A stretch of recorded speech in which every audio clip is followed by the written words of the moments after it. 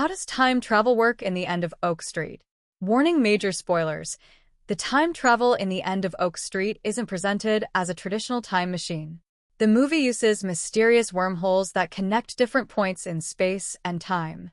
By entering one at the right moment, Denise and the others can return to 1982 before Oak Street disappears.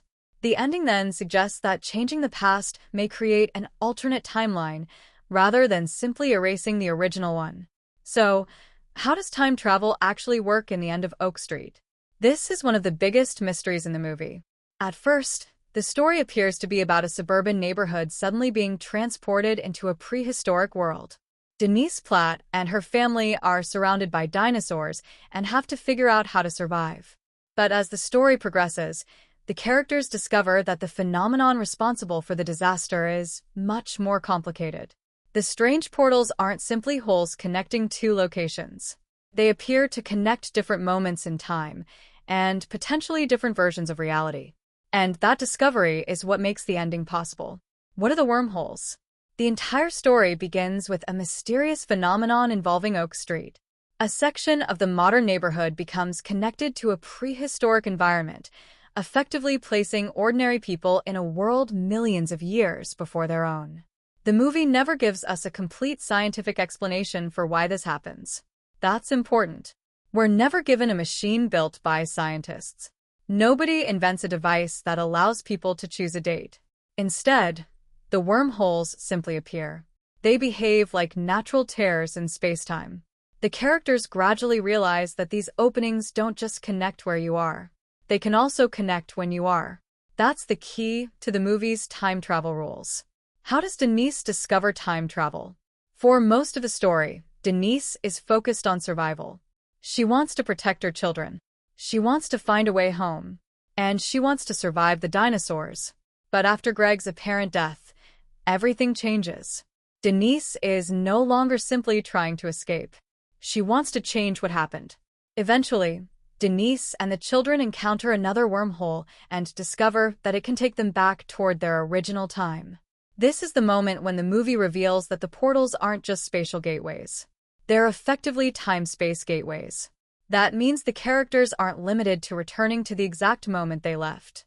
They can potentially arrive at a different point in history.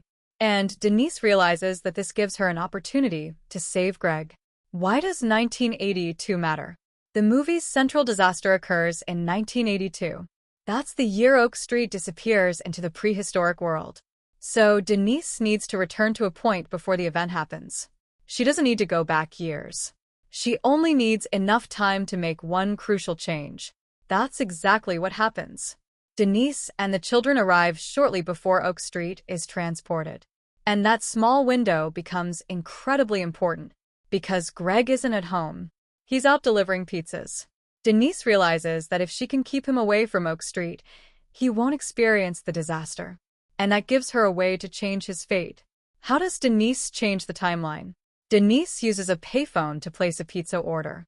It sounds like a tiny action, but it has enormous consequences. The order sends Greg away from Oak Street. So when the strange event happens, Greg isn't there. He doesn't get transported into the prehistoric world. He doesn't encounter the Allosaurus. And he doesn't die.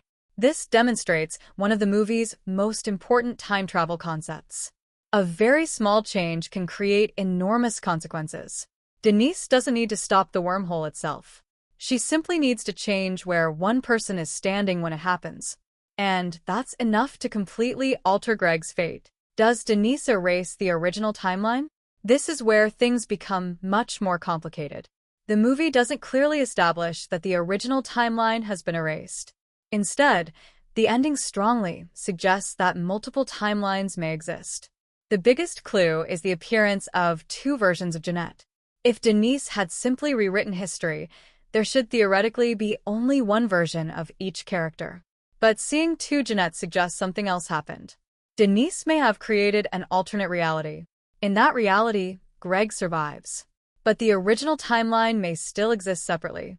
The two Jeanette clue. The two Jeanettes are perhaps the strongest evidence for the movie's time travel rules. One Jeanette belongs to the original sequence of events. The other exists in the altered reality. They are essentially different versions of the same person who experienced different histories. This suggests that the wormholes don't operate according to a simple go back, change something, erase everything. Instead, the movie appears to use something closer to a branching timeline theory. When Denise changes the past, reality branches. One version continues with the original events. Another follows the new sequence. That's why two versions of certain characters can exist. What does that mean for Greg? This also changes how we should understand Greg's ending. In the original timeline, Greg dies. Denise experiences his death. She remembers it. But after traveling back and changing events, another version of Greg survives. This new Greg never experienced the prehistoric disaster. He never met the Allosaurus. He never sacrificed himself. And most importantly, he doesn't remember any of it. From his perspective, he simply went to deliver a pizza. But Denise remembers everything. That's the emotional cost of her time travel. She gets Greg back, but she can't make him remember the experience that changed her.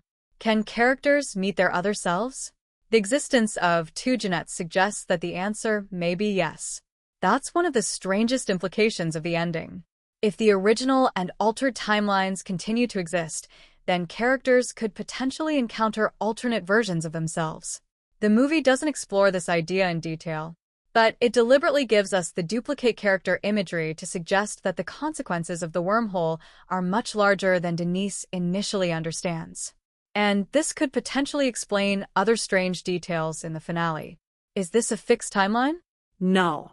The movie doesn't appear to follow the classic idea of a fixed timeline, where everything that happens in the past was always destined to happen. Instead, the story suggests that the past can be changed.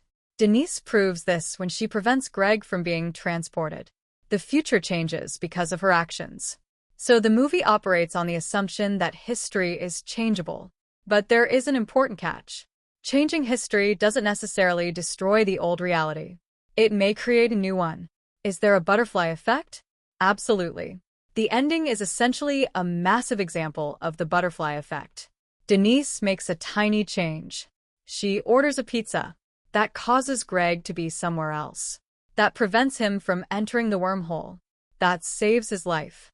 And potentially changes the fate of other people as well. One ordinary action creates an entirely different future. That's the central time travel idea of the movie. You don't need to change something enormous. Sometimes changing one small event is enough. Why doesn't Denise just save everyone? That's another interesting question. Once Denise realizes she can change the past, why doesn't she prevent every death? The answer is that she has limited information.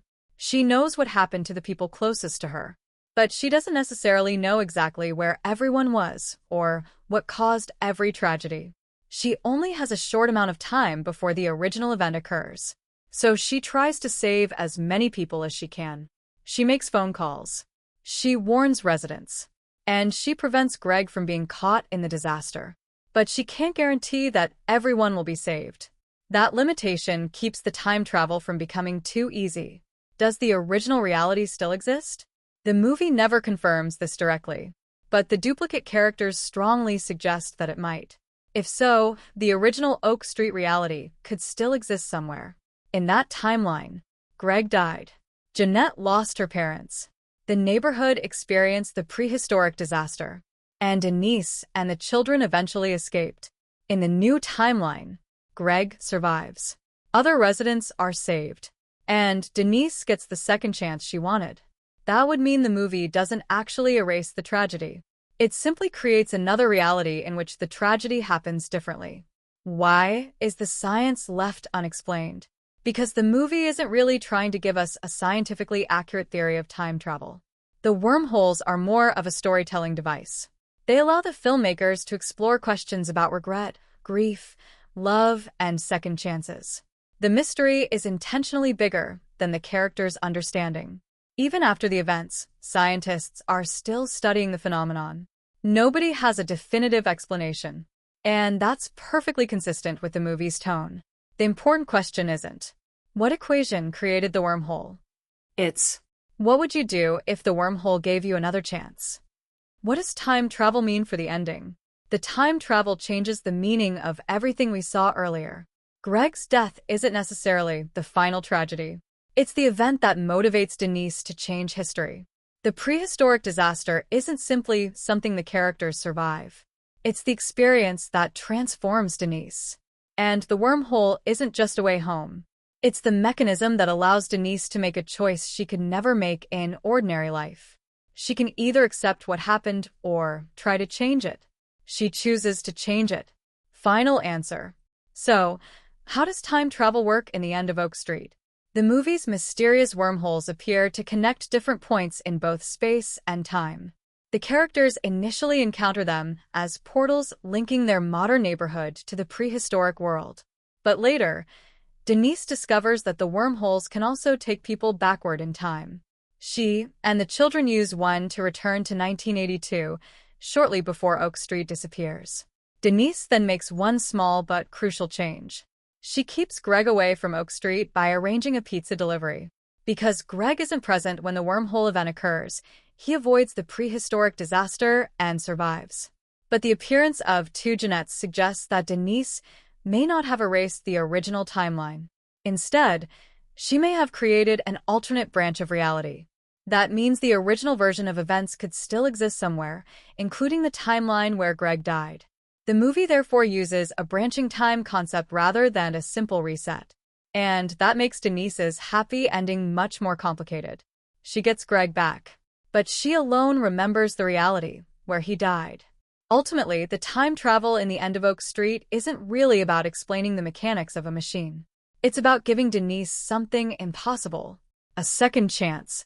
She can't change what happened through ordinary means.